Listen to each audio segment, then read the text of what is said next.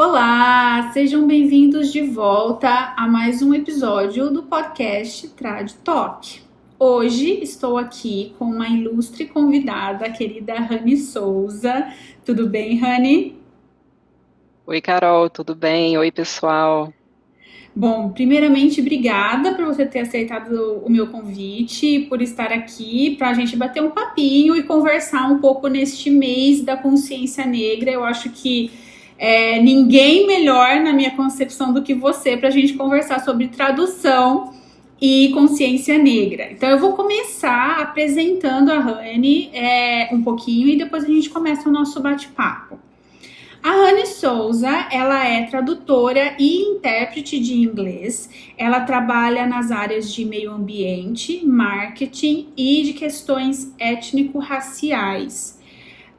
Eu e a Rani, nós nos conhecemos no congresso, no nono congresso da Abrates, quando ele foi realizado no Rio de Janeiro, e no qual ela foi keynote de abertura junto com o PT Rissati. E inclusive foi uma apresentação maravilhosa, super emocionante. Ela também encabeça o projeto Abrates Afro, né, da Abrates, sobre o qual a gente pode falar um Isso. pouquinho também hoje. Bom, bem-vinda, Rani, mais uma vez muito obrigada. E começa a falar um pouquinho mais sobre você, explicar um pouco mais sobre o que você faz. Obrigada, Carol. Então, como você disse, eu sou tradutora e intérprete, e os meus caminhos, né, para me levar à profissão foram um tanto tortuosos, porque a minha graduação era em licenciatura, né? Eu sou mineira do interior de Minas, eu nasci em uma cidade chamada Timóteo e eu cresci em Coronel Fabriciano, que é a cidade onde eu estou agora, né, passando esse período de pandemia. Então, assim, eu saí daqui na adolescência, me mudei para Belo Horizonte para fazer o ensino médio em Belo Horizonte. E quando eu entrei na graduação de letras, eu entrei na graduação de licenciatura, né? Eu queria ser professora e, principalmente, queria muito ser professora de crianças. E à medida que eu fui avançando na graduação, eu fui tendo um desejo maior, uma vontade, né, de desenvolver a área da tradução. Mas na universidade que eu estava não tinha nenhuma matéria sobre tradução. Todas as matérias de inglês eram voltadas ao ensino, né, da língua inglesa, e as de português, boa parte delas também eram voltadas para o ensino.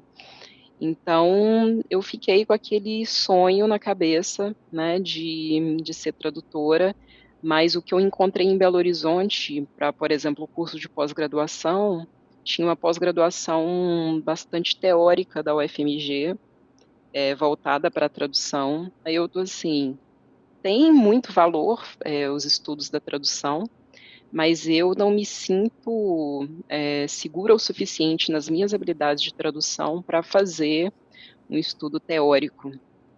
Então, eu decidi mudar para o Rio, porque eu sabia que no Rio, né, na época, tinha um curso de muita tradição, né, e foi onde eu comecei, né, a jornada. Mas acabou que eu entrei nesse curso em 2008, mas eu fui me firmar mesmo como tradutora por volta de 2015, 2016, que eu passei a ter demanda, assim, consistente de tradução e tal. E depois que eu terminei esse curso de formação em tradução, 2 anos depois, eu fiz uma formação em interpretação, né? Também no Rio de Janeiro.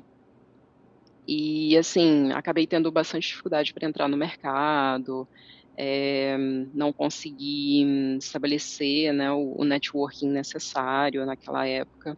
Aí depois que eu fui me firmando mais na tradução, aí eu consegui também começar a dar os primeiros passos, né, na interpretação. Então, por mais que eu tenha terminado a formação em tradução em 2009 e terminado a formação em interpretação em 2012, eu me senti mais, assim, firme no mercado a partir de 2015 e 2016, né? E estou trilhando esse caminho desde então. Legal, bacana. E fala um pouquinho mais antes de a gente falar sobre tradução e o mês da consciência negra, fala um pouquinho também que tem a ver, que é o Abrates Afro, né? Explica um pouquinho para quem não sabe o que é o Abrates Afro. Bem, gente, no final de 2017, eu fui convidada pelo Ricardo Souza e pelo William Cassimiro para dar uma palestra relacionando negritude e tradução. Aí eu pensei, né, olha, tem muitos pontos que eu posso abordar, né, como, sei lá, pegar um exemplo de alguma tradução que foi feita do inglês para o português, né, que são as línguas que eu trabalho, e ver que a ideia que foi passada para o português teve uma influência de mentalidade e condicionamento racista. Eu poderia ter focado nisso, mas eu pensei assim, olha, focar nisso fica parecendo uma coisa de apontar dedos sem ir direto à raiz do problema.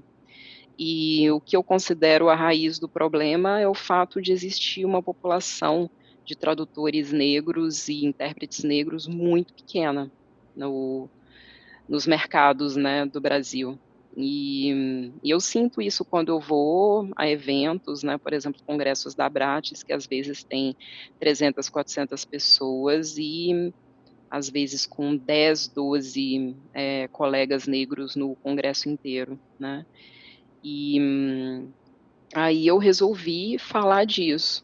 Aí eu pensei, ok, eu chego à frente do público e falo isso. Qual vai ser a utilidade de dizer, né, de falar, olha, faltam tradutores e intérpretes negros nos mercados do Brasil? Aí eu pensei, ok, eu posso falar, algumas pessoas que nunca perceberam isso podem parar e refletir, todos os colegas que eu conheço são pessoas brancas, mas isso não vai mudar nada, né? E então eu pensei, eu vou pro congresso, eu vou apresentar essa palestra de abertura e eu vou defender a importância de haver uma maior presença de profissionais negros no mercado, para que essa presença se traduza em maior representatividade da população negra e assim, não só maior representatividade da população negra, mas também representatividade da mensagem de autores negros, que muitas vezes livros são escritos por autores negros e toda a equipe trabalhando no projeto de trazer esse livro para a língua portuguesa, com tradutores, revisores, ilustradores, às vezes, geralmente toda a equipe envolvida são pessoas brancas, né? Então, é importante ter mais profissionais negros na área para aumentar a representatividade e preservar a mensagem que um autor negro quer passar, principalmente quando se trata de questões étnico-raciais, né? E também, um outro ponto que eu abordei é a permanência de profissionais negros no mercado, porque muitas vezes alguém termina um curso, mas as oportunidades não chegam. E não chegam por uma série de fatores, né? Às vezes, o fato de um tradutor iniciante não conseguir emitir nota fiscal, que isso foi uma coisa que me afetou, né? Tinha uma época que eu não tinha como emitir nota fiscal, então muitas vezes eu não conseguia prestar serviço para empresas que poderiam ser, agências, né, que poderiam ser uma mudança para mim, né? Então, nem todo o profissional negro, no momento que termina um curso de tradução, tem a capacidade financeira para comprar as cat tools, né, que são mais apreciadas pelo mercado, e constituir uma empresa, né? Então, eu enfrentei essa dificuldade no início, né? Então, a permanência também, que as pessoas consigam fazer a formação e que elas tenham reais oportunidades de se firmar no mercado. Uhum. Então, naquela palestra, eu apresentei a ideia do projeto, né, Abraços Afro, e desde 2018 nós estamos trabalhando, principalmente Ricardo Souza e eu, nós estamos trabalhando para construir as bases do projeto, porque não é um projeto que vai se estruturar assim da noite para o dia, né? No sentido de estruturar um curso de formação que realmente vai fazer com que os alunos egressos do curso estejam aptos a começar a prestar serviços para uma agência, por exemplo, e começar a trilhar caminhos e se firmar no mercado, né? Então, o objetivo da Abraços Afro, a missão é aumentar a presença de profissionais negros, aumentar a representatividade da mensagem de pessoas negras e a representatividade da população brasileira também, e aumentar a permanência desses profissionais, que sejam pessoas que consigam entrar no mercado e se manter no mercado, né? E se manter em condições dignas também, porque nós sabemos que existem algumas fatias do mercado que as pessoas acabam recebendo remunerações indignas, né? Então, tudo isso é importante, e também que os alunos egressos do programa, que eles entrem no mercado sabendo da importância das associações profissionais, sabendo da importância de defender a nossa profissão no sentido de cuidar das boas práticas, todas elas, desde boas práticas de você trabalhar num projeto e ter todo o cuidado com as diretrizes daquele projeto, quanto quando estiver trabalhando como intérprete, que você saiba da importância de trabalhar em dupla, né? Então, essa é a ambição, né, da Abraços Afro. E quais foram os seus aprendizados ou os resultados que você viu até agora nesses 2 anos, né, de iniciativa? Bem, ao longo desses 2 anos, nós conseguimos concluir 3 cursos, né? Nós tivemos um parceiro, que é a Uniperiferias. No início, quando a parceria foi iniciada, o nome do parceiro era Instituto Maria e João Aleixo. Mas, depois de um tempo, eles passaram a usar mais o nome Uniperiferias, né? E eu dei a palestra de abertura propondo a ideia em 15 de junho de 2018. Em 20 de outubro de 2018, Ricardo Souza e eu estivemos no Galpão Bela Maré, dentro do Complexo de Favelas da Maré, no Rio de Janeiro. E esse galpão é uma área que a Uniperiferias usa com frequência, e nós fizemos um evento de lançamento do projeto Abraços Afro, né, e apresentamos as profissões de tradutor e intérprete para a comunidade vinculada à Uniperiferias, né. Aí nós fizemos esse lançamento em 2018. Em abril de 2019, nós demos um curso introdutório, que nós tínhamos 12 alunos nesse curso introdutório, e basicamente nós tivemos 2 módulos explicando as profissões, né, detalhando um pouco mais as profissões de tradutor e intérprete. Eu fiquei responsável pelo módulo de interpretação, e o Ricardo ficou responsável pelo módulo de tradução. Então, nós fizemos alguns poucos exercícios com os alunos na época, porque a gente queria apresentar a ideia para eles e ver se eles respondiam para a gente dizendo: temos interesse em fazer uma formação. Porque se a gente apresentasse a ideia, eles falassem: olha, seria mais útil gastar o nosso tempo estudando um outro assunto, então seria o momento de a gente procurar uma outra parceria, ou desenvolver o projeto talvez mais próximo a universidades, faculdades de letras e tal.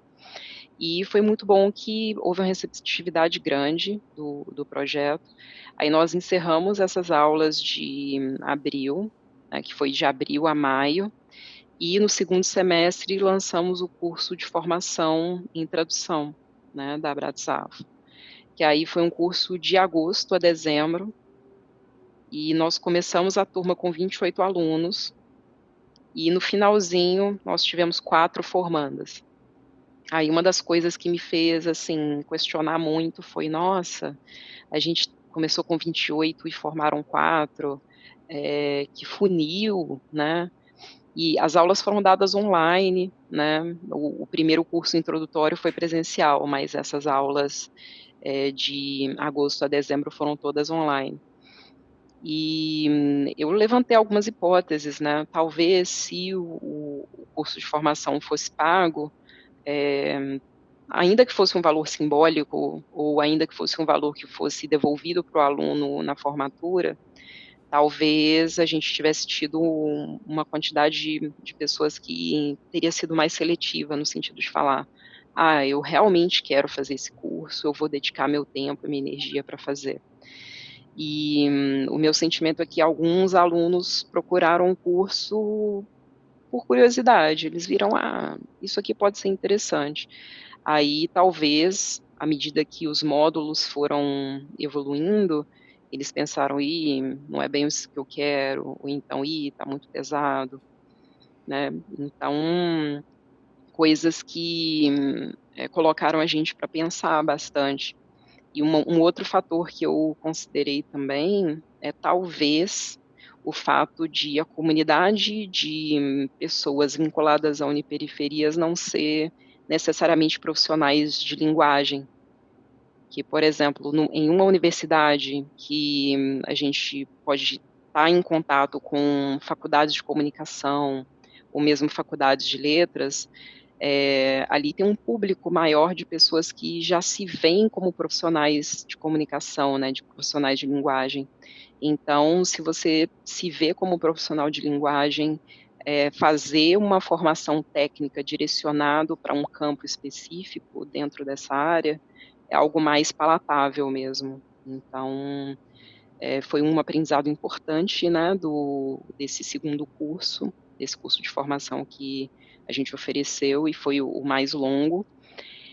E quando nós chegamos ao final do curso, o Ricardo Souza teve a ideia brilhante de fazer contato com uma das parcerias, né, que ele tem, uma das empresas, uma das agências que ele trabalha há anos, e ele propôs: "Vocês não teriam interesse em oferecer, para as formandas da Bratzafra um estágio supervisionado?". Aí, a ideia do estágio supervisionado foi abraçada de imediato, a agência falou: "Claro, vamos testar, elas fazem jurídico?". Aí o Ricardo: "Fazem, com certeza fazem". E nós não tínhamos aprofundado o módulo de tradução jurídica durante o curso. Então nós tivemos um terceiro curso, que foi o curso de tradução jurídica de verão da Bratzafra, que foi ministrado esse ano, né, foi janeiro desse ano. Então o mês de janeiro inteiro nós tivemos encontros para as meninas praticarem, né, linguagem jurídica, e ao longo tanto do curso de formação quanto desse curso de verão, elas usaram o WordFast para já estarem adaptadas a CAT Tools, porque a realidade das agências é usar as CAT Tools mesmo, né. Então, nós terminamos esse curso de verão no final de janeiro de 2020, aí elas fizeram o teste para a empresa em fevereiro de 2020, todas as 4 foram aprovadas, só que aí veio a pandemia. Então essa agência que estava de portas abertas, eles falaram: "Olha, no momento o nosso principal cliente é um cliente que demanda trabalhos de versão. Então as meninas estão aqui na nossa, base de dados, né, nós vamos fazer contato com elas, mas a gente não sabe ainda quando, né". Então, esse estágio supervisionado das formandas do curso do ano passado ficou em suspenso, né, por causa da pandemia. Mas, assim, agora nós estamos preparando para começar uma nova fase, né, então estamos ainda em fase de preparação, conversar com parceiros e tudo mais, mas vamos seguir, com certeza vamos seguir, porque eu acredito muito que com a Bratzafra vai depender de cada parceria, né. Então, quando nós fizermos uma parceria com alguma universidade, os cursos vão ter um formato X. Quando a parceria for com uma instituição de ensino, como a Uniperiferias, que não é necessariamente uma universidade de letras, aí nós vamos ter formatos diferentes. Mas seguimos com o trabalho, né? Legal, bacana. E o interessante é ver a forma também como vocês estão abertos a aprender, né, com relação a isso e a se adaptar. Então, é um projeto novo, ele é bebê ainda, e obviamente que ele vai se adaptando conforme vai passando o tempo e você vai vendo o que é necessário e o que não é, e com uma pandemia no meio ainda por cima, pior ainda, né? Então, mas essa questão que você falou do afunilamento de pessoas que acabaram se formando no curso, eu acho que, querendo ou não, é algo natural. Porque se você vê em todos os cursos de universidade, sempre se formam menos do que aquele número que entrou originalmente. E isso a gente está falando de uma faculdade em que as pessoas tiveram que estudar, fazer prova, e é difícil. Isso quando é pública não é pago. E quando é particular ainda, você paga mensalidade. E mesmo assim, então eu acho que é um afunilamento natural em certo aspecto, né? Você ter menos pessoas se formando do que o original. Mas, obviamente, que de repente tentar ver os motivos como vocês fizeram, ver os motivos do porquê essas pessoas desistiram ao longo do caminho é importante, com certeza.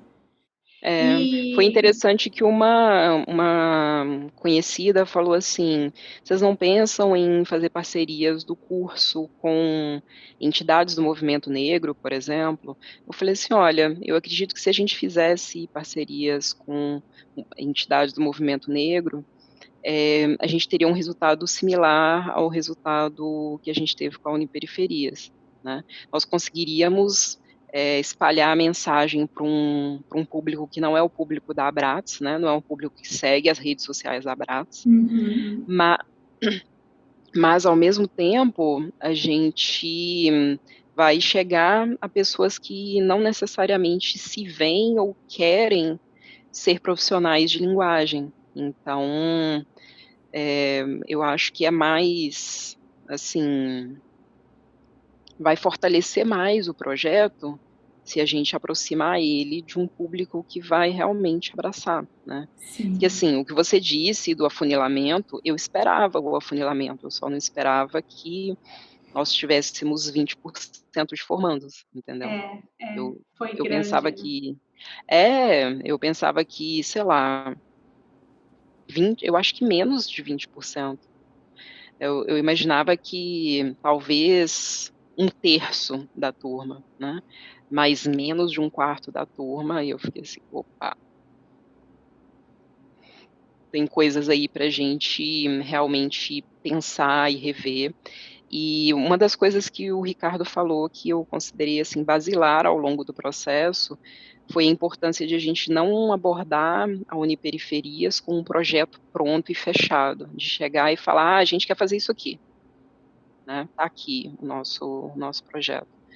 E nós abordamos, né, de uma forma que foi assim até um pouco lenta, mas eu acho que foi importante para fazer um trabalho com confiança, que foi primeiro apresentar para eles as profissões e ter esse momento de curso introdutório.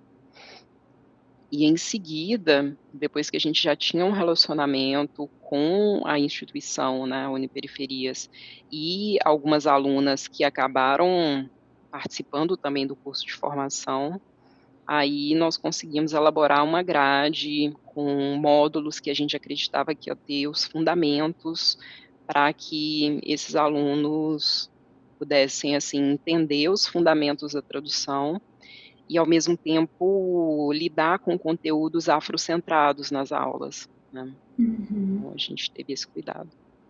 Legal. Mudando um pouquinho de assunto, Rani, outra iniciativa, não uma iniciativa, mas evento legal que eu assisti seu foi um webinar que você apresentou para o Descomplicando o Inglês Jurídico. sobre racismo e tradução. Foi um webinar, acho que de mais de 2 horas, né? Foi assim, super extenso, mas foi incrível. Maravilhoso. Eu até falo que eu preciso assistir de novo, porque foi tanta informação útil e relevante que eu preciso assistir de novo para ver se eu consigo absorver tudo. Você não pode falar um pouquinho sobre isso? Ah, com certeza. Assim, o mérito do webinar está muito nas mãos do Renato Geraldes. Ele teve a ideia, assim, que acabou que tudo começou quando ele foi contratado para interpretar um comediante negro. O nome desse comediante é Marlon Wayans. Então ele foi contratado para interpretar o Marlon Wayans na TV ao vivo para um programa, né, da TV aberta. Aí ele me escreveu e falou assim, Rani, vai ser uma honra para mim interpretar o Marlon Wayans, mas eu tô com medo de fazer alguma besteira. Será que eu posso conversar com você a respeito e tudo? Eu falei, olha, fica à vontade. Se você sentir que eu posso te ajudar em alguma coisa, eu tô aqui. Então a gente passou umas 2 semanas mais ou menos trocando, né, conversando sobre stand-up, comparando estilos de stand-up comedy americano e brasileiro, e eu comecei a passar para ele umas referências de comediantes negros brasileiros que poderiam ajudar ele a pensar, né, num linguajar que ia ser útil, né, para a preparação. E acabou que nesse meio tempo, né, nessas 2 semanas que a gente conversou, o Renato criou um glossário com muitos termos, assim. Aí ele tá assim, Rani, a gente tem que fazer uma palestra e divulgar para o mundo esses termos. Eu falei, olha, tudo bem, vamos lá. E assim, como questões de racismo são um tabu muito grande, né? Racismo e branquitude, né? É importante lembrar que são duas faces da mesma moeda, né? Como essas questões são muito delicadas e eu, assim, eu me sinto à vontade para pôr a cara a tapa e falar a respeito, eu sei que nem todas as pessoas se sentem à vontade. Então, eu nunca chamei um colega negro, nem um colega branco para dar uma palestra comigo ou para escrever um artigo comigo a respeito desses assuntos. Eu tenho feito assim, ok, eu quero falar sobre o assunto, então eu vou colocar a minha cara, eu vou colocar o meu nome e a minha reputação em risco, eu não vou cutucar alguém para falar, você tem que fazer alguma coisa também. Não, eu faço dentro da minha própria capacidade, né? Então, quando o Renato apresentou a ideia, eu falei assim, poxa, boa ideia, vamos desenvolver isso. E dias depois, né, que ele falou isso para mim, ele esbarrou com a Bruna Marchi na Aptrad, que teve em São Paulo. Assim, como eu sou piolho de evento, eu fiquei triste que eu não fui, mas enfim, no próximo que tiver eu vou. E aí ele contou para ela falou, vamos fazer um webinário pela Descomplicando? Aí a gente faz um webinário e divulga e tal. Aí ele falou, vamos. Aí ele me falou sobre a ideia, eu falei, tô dentro. Só que aí, segundo semestre, você sabe como é, né? É muito corrido e tal. Aí a gente não conseguiu marcar nada, assim, no segundo semestre.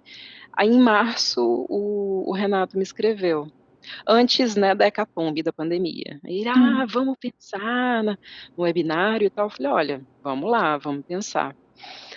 Aí, após a morte do George Floyd, ele falou assim, Rani, eu tô arrasado com o que aconteceu, vamos tirar esse webinário do papel, vamos pensar mais, vamos ajudar, vamos provocar a discussão, né?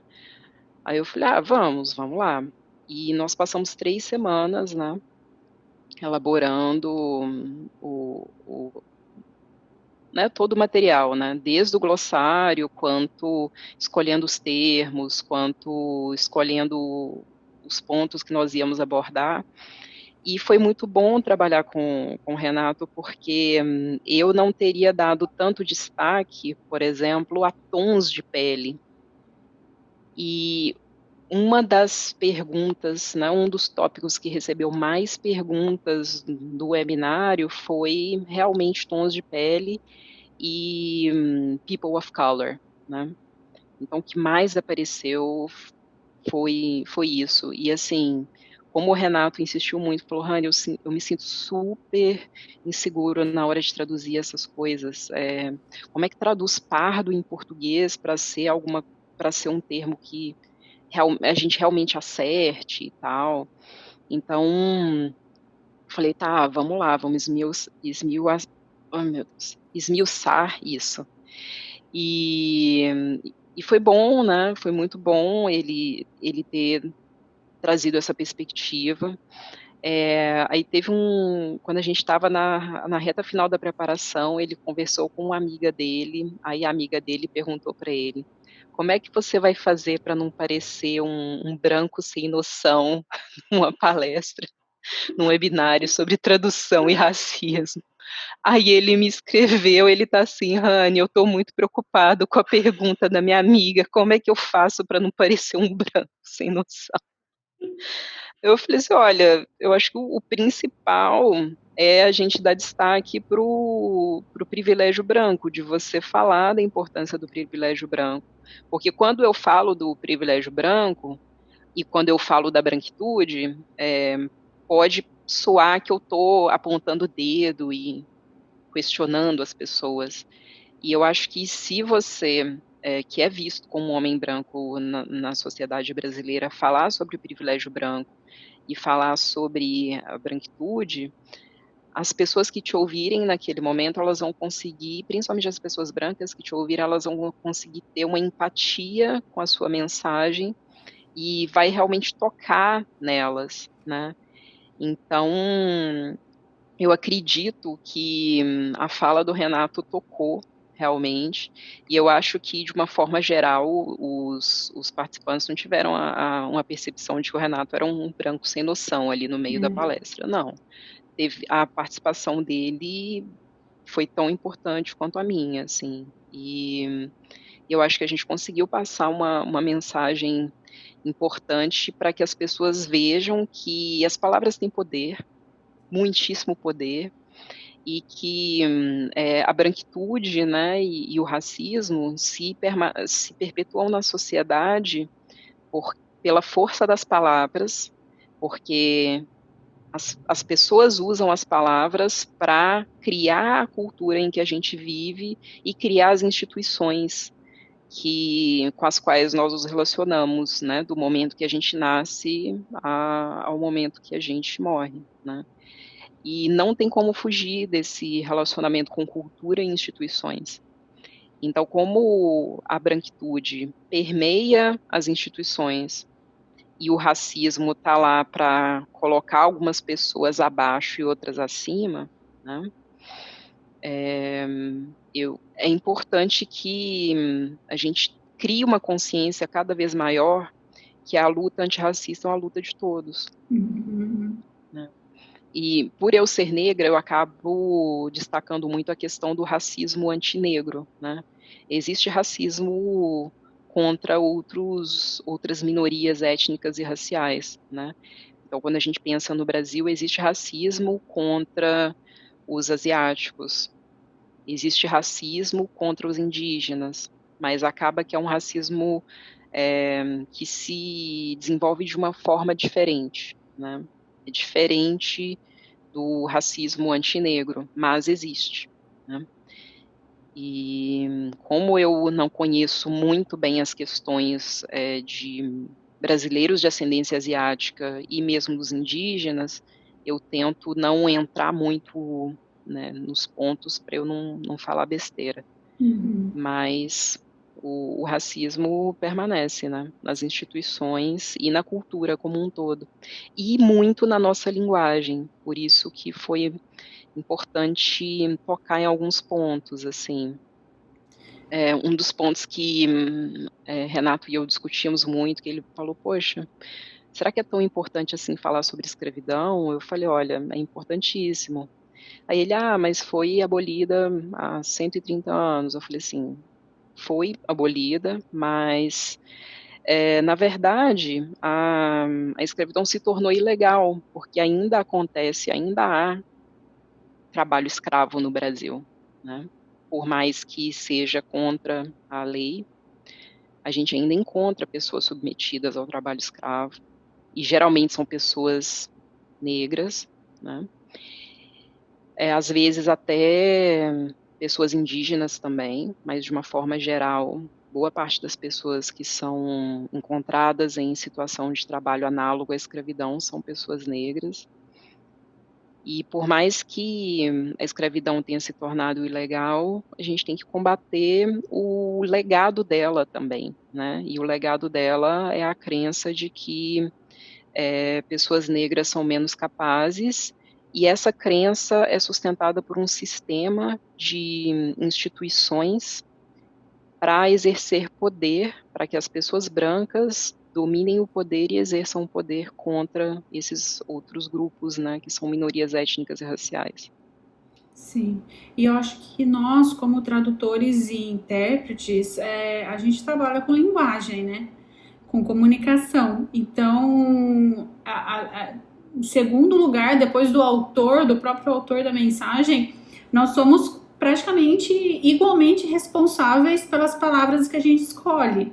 E é importante, de repente, a gente não adicionar racismo, vamos assim dizer, ao texto que a gente está traduzindo ou interpretando, coisa que não tem no original.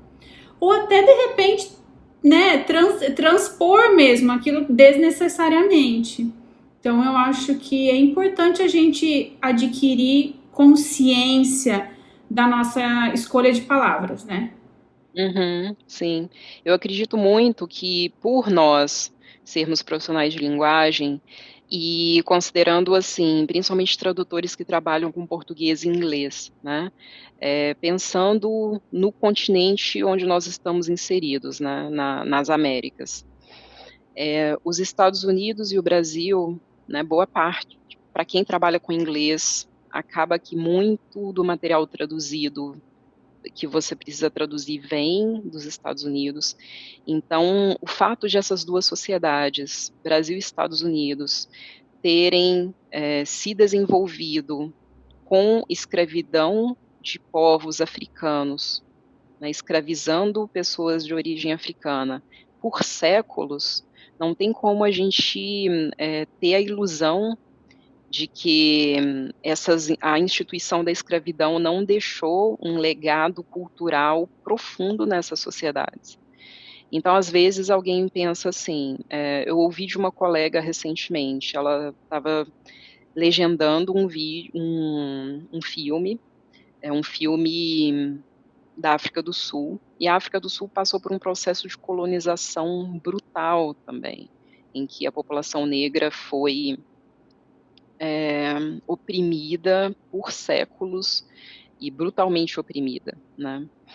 Então, ela falou assim, eu estava legendando um filme que não tocava na questão racial, né? Estava assim, simplesmente contando a vida do cara, mas aí esse cara branco foi num casamento de um amigo dele negro e ele era o único convidado branco lá. Aí ela falou assim, não, mas não tem nada a ver com racismo. Eu tô assim, olha, como é uma sociedade tão profundamente marcada pelo racismo, né, e a gente sabe que até hoje a população branca sul-africana está numa posição de vantagem em relação à população negra, mesmo que não haja uma fala explícita sobre o racismo afeta a vida daquelas pessoas. Aí ela descreveu uma fala. Aí eu tô assim, a falta de letramento racial, né, tá atrapalhando ela nesse momento, né. Então, assim, por mais que a gente pense, esse esse material não é especificamente sobre racismo, né, mas as questões de raça vão aparecer principalmente quando a gente pensa Brasil, Estados Unidos, África do Sul, são sociedades profundamente marcadas por questões de raça, né. E agora no mês da consciência negra, qual que é a importância que você vê mesmo? Não, o Dia da Consciência Negra é no dia 20 de novembro, né, Rani? Qual que é? Eu gosto de fazer um geral. A gente já coloca o mês da consciência negra, o mês do tradutor, o mês da consciência negra. Tem um mês mesmo, não tem?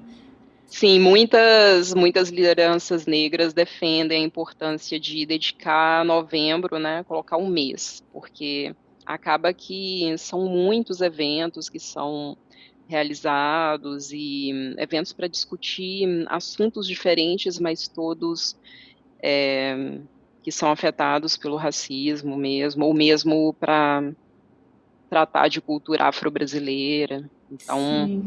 muita gente adere à ideia do mês da consciência negra.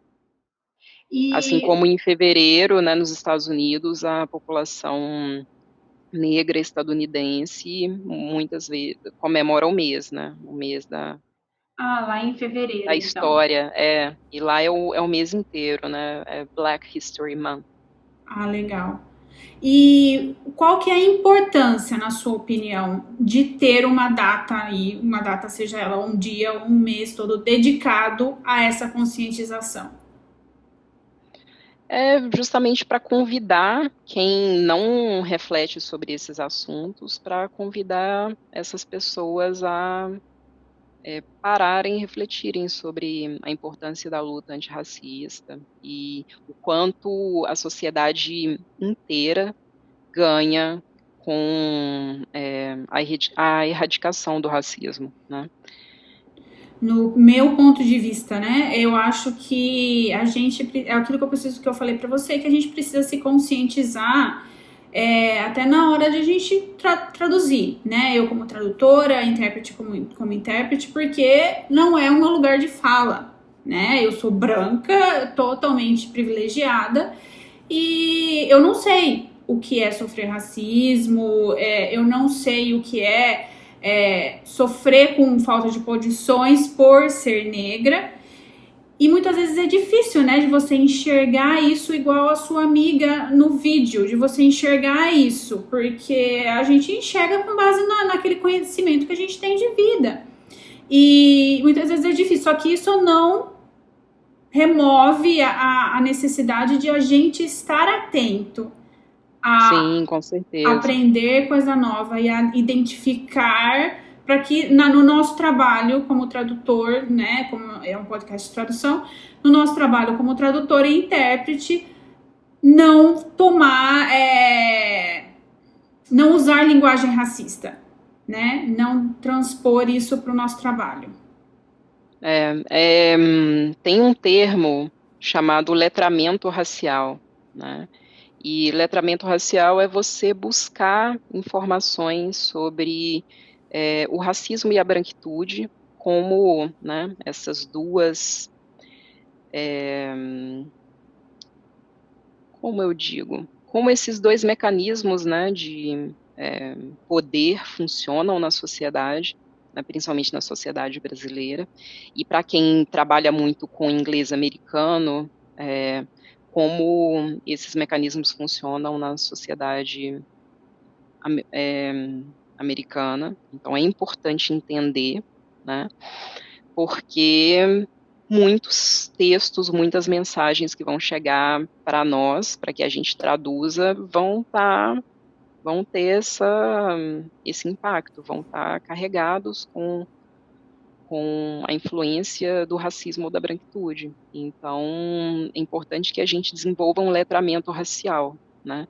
Da mesma forma que nós, tradutores de línguas orais, nós precisamos desenvolver um letramento sobre acessibilidade para pessoas com deficiência auditiva e de fala, né? Uhum. É,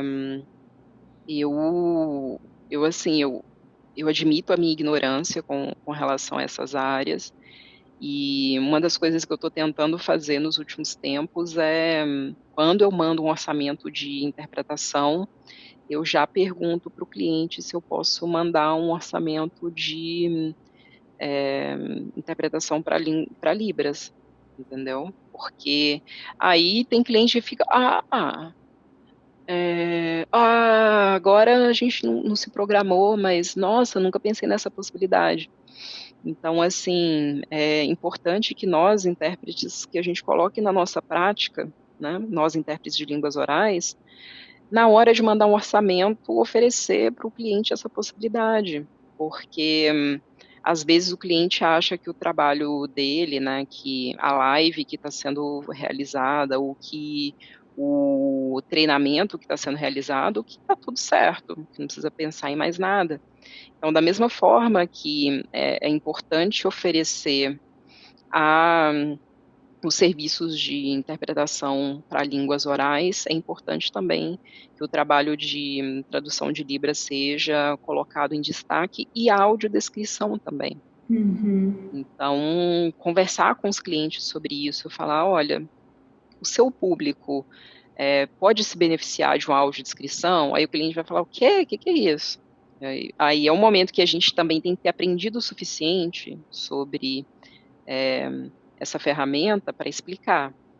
E colocar para o cliente mesmo que, olha, você está colocando a interpretação de línguas orais para que os oradores consigam se entender da melhor forma, para que a pessoa possa se expressar na língua materna dela e fazer isso com mais propriedade, ao invés de tentar falar um inglês macarrônico, ou então um estrangeiro tentar falar um português macarrônico.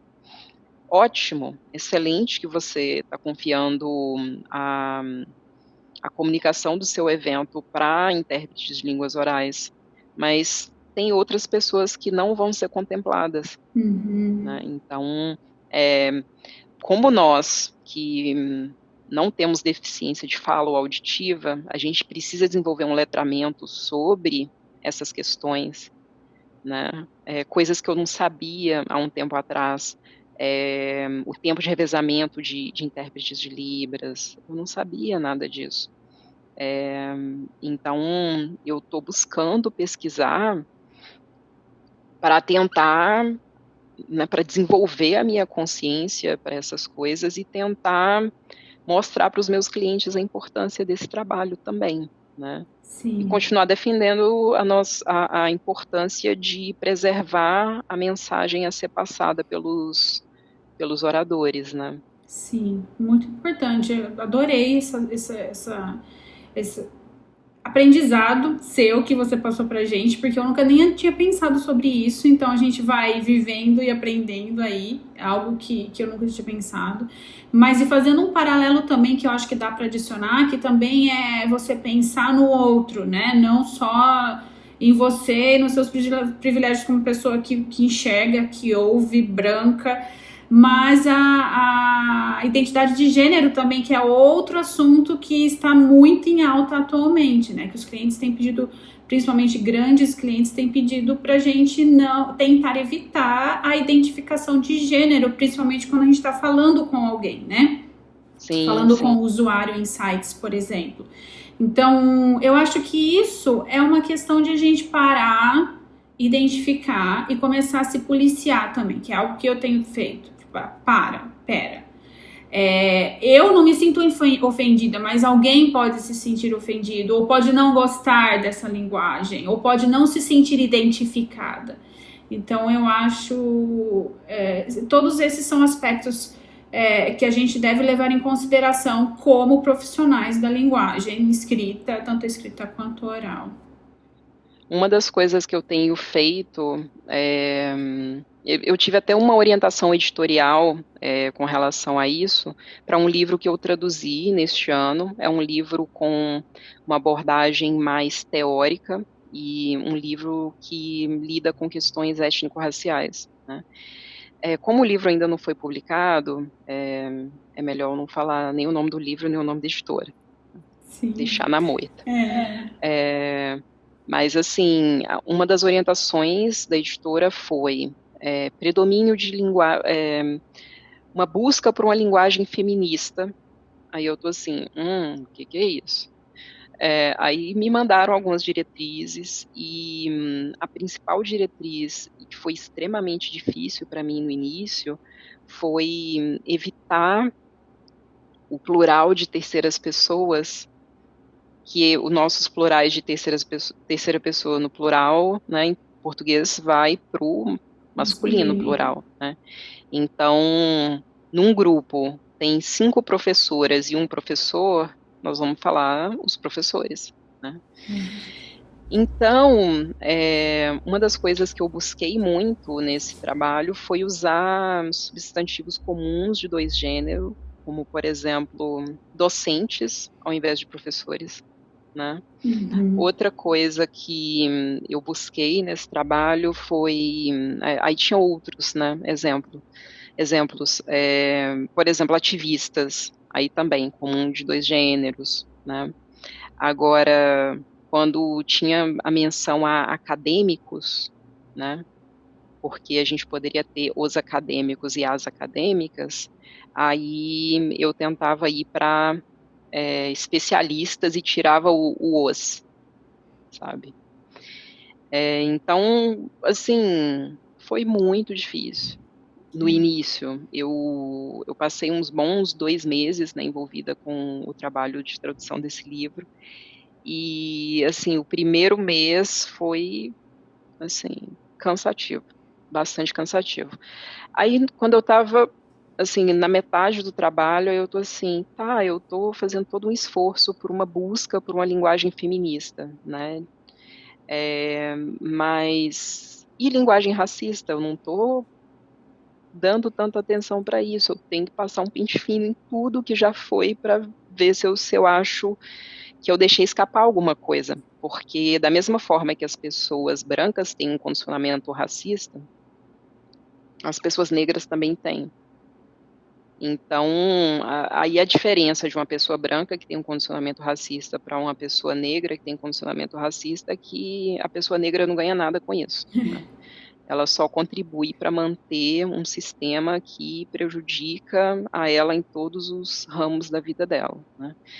Então, a pessoa negra que busca ter um letramento racial, uma consciência racial, ela tem que estar o tempo todo se desconstruindo e abandonando esses condicionamentos, né? Então, da mesma forma que você busca abandonar condicionamentos racistas que você aprendeu e você nem sabe de onde veio aquele condicionamento, eu tô na mesma busca, né?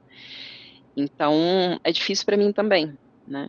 Então, uma das coisas que me saltou aos olhos na hora que eu estava revisando o livro foi que eu deixei muitas menções a pobres no livro. Eu tô assim, gente, a pessoa que é pobre não foi a escolha dela, tá desprovida de recursos materiais. Eu tô assim, vamos mudar isso aqui para empobrecido? Aí eu mudei. Uma outra mudança que eu fiz no texto foi tinha algumas referências a marginalizados, tinha referência a escravos, mudei para escravizados, porque essa mudança é uma coisa que para quem está lendo a pessoa não vai nem perceber, mas assim passa a ideia de que quem estava ali naquela situação não fez aquela escolha. Então é importante isso. Uma outra coisa que eu mudei, que eu tive autonomia para mudar, foi o uso de palavras como claro e esclarecer, por exemplo, na acepção de explicar. Aí eu usei outros verbos, né? Usei explicitar, explicar, denotar. E claro na acepção de algo óbvio, ou então de algo, na acepção de esclarecido, como de algo superior, eu também tirei. E eu deixei claro na acepção de contraste de cor, né? Uma gradação de contraste de cor. Aí ali ficou, né? Sim. Porque eu acho que ali cabe melhor. Mas, assim, foi uma busca por assim, depurar um pouco a linguagem, no sentido de tentar encontrar uma linguagem antirracista. Sim. Porque as discussões que nós estamos vendo atualmente como com relação ao uso dos termos negro e preto, são também buscas, né, nesse sentido. Então, eu tenho feito as minhas reflexões e consigo colocar algumas coisas no meu trabalho. Mas, por exemplo, nesse livro, a diretriz editorial era traduzir people of color como pessoas de cor. E é muito recorrente ver essa tradução em textos mais acadêmicos, né? E na época que Renato e eu fizemos o webinário, eu defendi a tradução de people of color como pessoas não brancas. Uhum. E agora, em setembro, uma colega nossa, a Célia Kofuri, ai gente, tomara que eu tenha falado o nome dela certo. A Célia Kofuri, ela estava numa discussão, né, em um grupo do Facebook, e ela me marcou e perguntou como eu traduziria People of Color. Aí eu falei, olha, já recebi orientação de cliente para traduzir como pessoa de cor, e como eu tenho juízo, eu segui a orientação do cliente, né? Afinal de contas, quem vai responder legalmente pelo texto vai ser o cliente, não vou ser eu, né? Mas aí eu falei com ela, quando eu tenho mais autonomia com relação à tradução, eu traduzo people of color como pessoas não brancas. Aí uma outra pessoa veio, né, na conversa e falou, poxa, me parece que pessoas não brancas colocam as pessoas brancas no centro da narrativa e as demais raças ao redor, como a supremacia branca tem feito sempre. Aí eu tô assim, faz todo sentido. Então, a partir agora do finalzinho de setembro, eu passei a usar, ao invés de traduzir people of color como pessoas não brancas, eu tenho traduzido como minorias étnicas e raciais. Legal. Então, assim, o glossário que Renato e eu fizemos em junho, ele já está em mudança, né? Porque pessoas não brancas já caiu. Sim. Depois dessa discussão. E recentemente eu fiz uma versão de um relatório sobre inovação política na América Latina. E tinha a menção a mulheres pretas e pardas. Aí eu costumava traduzir pardo como light-skinned black. Aí nas minhas pesquisas eu bato de cara com o fato de que pessoas indígenas também são chamadas de pardas. Aí light skinned black apaga os indígenas dessa definição. Aí é um outro termo que passou por modificação do glossário e ele não é mais light skinned black, é mixed race person. Legal. Então, refletir sobre como eu tenho viés também, né? Não tem como o viés ele acaba afetando. Então, como eu tenho o viés de lutar para defender, de lutar contra o racismo antinegro, esse viés acabou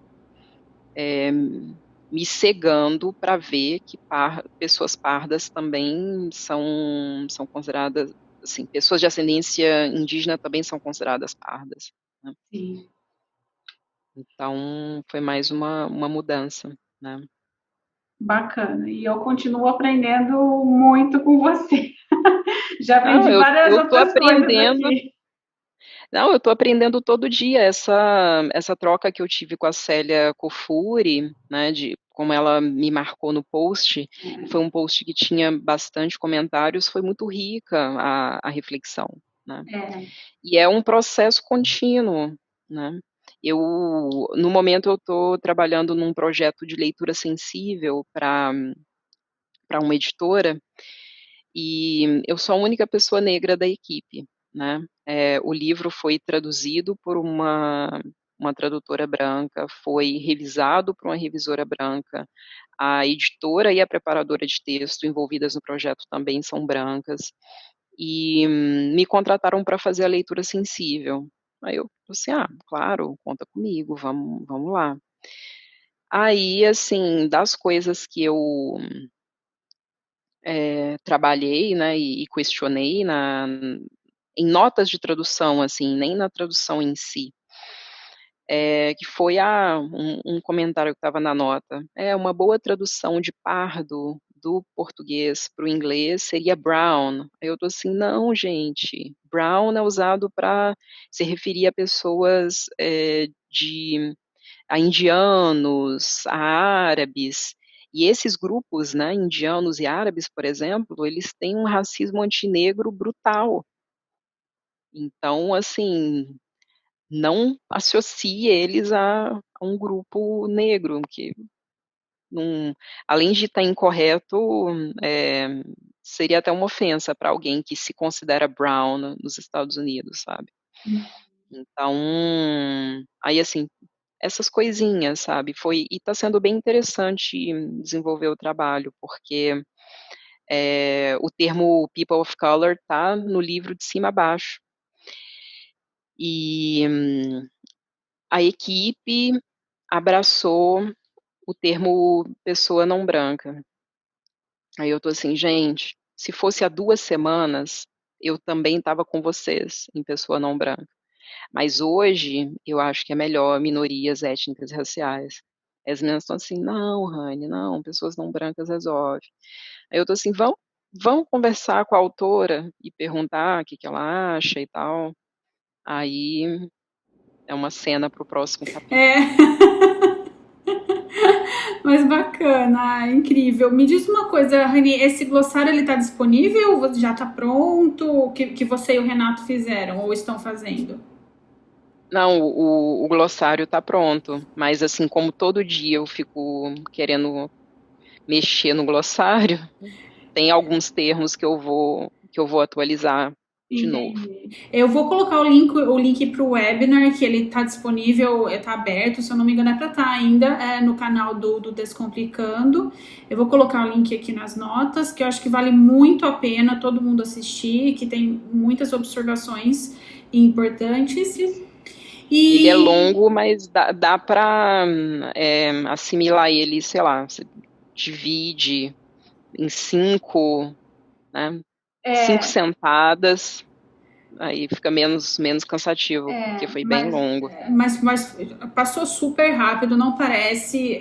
Para mim, pelo menos, a percepção que eu tive que passou muito rápido essas 2 horas. Quando eu vi, tinha passado 2 horas. Então, eu acho que vale a pena se a pessoa dedicar aí umas 2 a 3 horas para assistir ao webinar. Vale muito a pena. Eu aprendi muita coisa e, como eu disse, preciso rever novamente,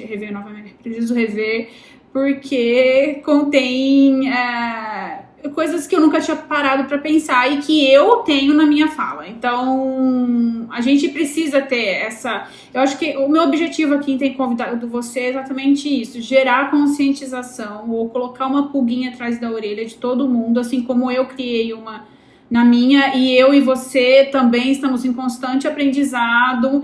É isso, é de a gente abrir os olhos para que a gente possa aprender. Ninguém vai ser 100% certo 100% do tempo, mas que pelo menos a gente tenha os olhos abertos para aprender e não cometer erros que excluam outras pessoas nos nossos textos, nas nossas traduções e interpretações. Sim, e tem um outro aspecto de mercado, né, relacionado a isso. Com as redes sociais hoje, cada pessoa que tem um perfil de rede social, ela tem como se fosse uma plataforma de relações públicas que ela pode se expressar por ali, né? Então, às vezes, uma pessoa lança alguma coisa no Twitter, aquilo viraliza, e uma pessoa que não tinha um acesso a uma comunicação de massa, como, por exemplo, o poder para pagar para vincular um artigo em uma revista de grande circulação, uma pessoa assim consegue viralizar com uma ideia, né? Ou às vezes até viralizar com uma reclamação. Então, por sobrevivência no mercado, nós, tradutores e intérpretes, né? Ainda mais, por exemplo, recentemente teve o intérprete do Trump na CNN, ele recebeu muitos comentários nas redes sociais, as pessoas falando, meu Deus, esse cara encarnou o Trump, que é isso e tal. Então, assim, como hoje a gente tem esse imediatismo de resposta e cada pessoa tem a possibilidade de agir como se fosse sua própria relações públicas, não estar atento a questões étnico-raciais pode ter um impacto no trabalho que a gente desenvolve como tradutor. Sim. Por exemplo, vamos supor que você é um legendador, uma legendadora que presta serviços para uma plataforma de streaming. E essa plataforma de streaming desenvolveu uma série voltada para a população negra estadunidense. Que essa série é filmada em um bairro de pessoas negras, majoritariamente de pessoas negras, que os personagens principais são pessoas negras. E tudo o que desenrola ali naquele enredo tem relação com a cultura negra estadunidense. Aí nós sabemos que no nosso mercado há falta de profissionais negros que vão traduzir esses materiais, né, esses filmes, séries, até mesmo programas de stand-up, né, focados na população negra. Então, se você é um legendador que está fazendo trabalho de legendagem de uma série dessas, se você coloca alguma coisa com viés racista na legenda, tem milhões de pessoas Brasil afora com celular na mão, né, que são assinantes da plataforma de streaming, com celular na mão, com acesso a alguma rede social. Elas podem twittar ou fotografar e postar no Instagram, ou colocar no Facebook, o que quer que seja. Isso viraliza e queima o filme da plataforma de streaming, porque nem sempre as pessoas têm a consciência de que o tradutor não é um funcionário da plataforma, né? Então, isso pode afetar a renovação de um contrato seu para uma próxima série, ou mesmo a permanência de você como legendador naquela série. Sim. Então, é uma questão mercadológica real, entendeu? Às vezes a pessoa, o espectador, ele pode não conhecer inglês o suficiente, mas se aparecer uma coisa com um viés racista ou então um viés errado, as pessoas vão chiar. E não vai ser. E viraliza, Sim. e as pessoas vão acionar a plataforma. Então, por uma questão básica de sobrevivência, é importante que quem quer que lide com tradução de português e inglês, principalmente, e principalmente considerando que os Estados Unidos é uma sociedade profundamente marcada por racismo e branquitude, assim como o Brasil, tem que estar atento. Sim. Tem que estar atento. Por exemplo, a discussão entre negro e preto. Você pode não ter, você pode olhar para essa discussão e considerar ela infrutífera. É um direito de você como pessoa. Mas você, tradutor, intérprete, profissional de linguagem, você tem que saber qual é o público que está te ouvindo. Então, você, como profissional de linguagem, e vamos imaginar que você está traduzindo um livro infanto-juvenil, ou sei lá, para adolescentes, né, pensando no público adolescente, qual termo o público adolescente se sente mais à vontade? Né, se for um livro com temática racial focada em pessoas negras. Você tem que estar atento a isso, não tem como fugir. Sim. Então, como não existe uma população ainda grande de tradutores negros que são envolvidos com a temática étnico-racial, né? Ou pelo menos que não ficam botando a cara, a tapa para falar desses assuntos. Considerando isso, qualquer colega nosso pode ser contratado para traduzir um livro sobre racismo. E aí? Você vai rejeitar o trabalho ou você vai desenvolver um letramento racial que te permita fazer um trabalho bem feito? Sim. Por mais que você não viva aquela realidade de racismo, não viva aquela realidade de racismo da perspectiva do oprimido, né? Que você está ali na perspectiva do opressor. Sim. Fantástico, Rani. Gente, eu ficaria conversando aqui com você por horas a fio. É sempre uma delícia e um prazer conversar com você. Espero que essa pandemia acabe logo para a gente começar a conversar ao vivo, né? Sim, sim, a gente está combinando um café em São Paulo desde 2018, você lembra? Sim, pois é. Eu tô assim, e quando eu for para São Paulo eu vou te avisar. E eu bem achando que você morava em São Paulo. Aí você falou assim, não, na verdade eu moro no interior, em Rio Claro, mas você me avisa que eu vou e a gente se vê. Aí eu, eba, vamos lá. Não saiu ainda, mas vai sair. Depois da pandemia Vai sair. sair. Vai Vai sair. sair, com certeza. Bom, Rani, mais uma vez, muitíssimo obrigada por você ter aceitado o meu convite, por ter dedicado um tempinho aqui para o podcast. Foi um imenso prazer recebê-la aqui no podcast. Muito obrigada. Eu que agradeço a você pela paciência e por acreditar que eu posso realmente acrescentar para o conteúdo do seu podcast. Obrigada, muito obrigada mesmo. É lógico que pode. Bom, é isso, pessoal. Espero que vocês tenham gostado assim como eu gostei e vejo vocês no próximo episódio. Até mais!